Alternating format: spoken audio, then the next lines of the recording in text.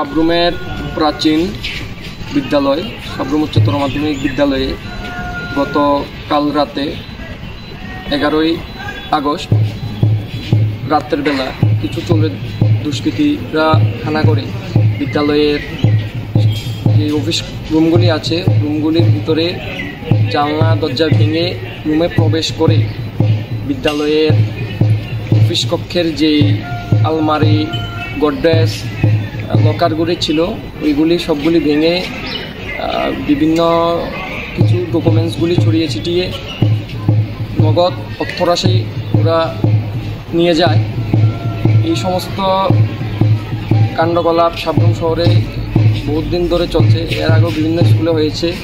তো আমরা এই বিদ্যালয়ের বাউন্ডারি নেই সহজেই চোরের দল বিদ্যালয়ে প্রবেশ করতে পারে। এই বাউন্ডারির জন্য আমরা বিভিন্ন সময় কথা বলেছিলাম।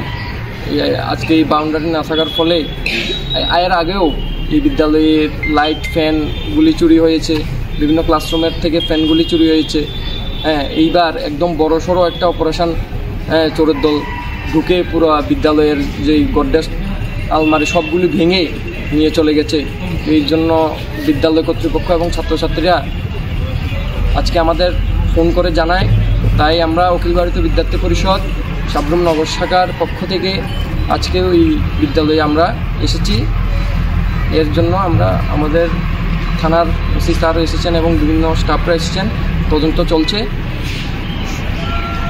ধন্যবাদ। শেফদের পছন্দ সিস্টার মশলা, যা মডার্ন টেকনোলজি এবং স্বাস্থ্যসম্মত। সিস্টার নিশ্চিন্তের প্রতীক।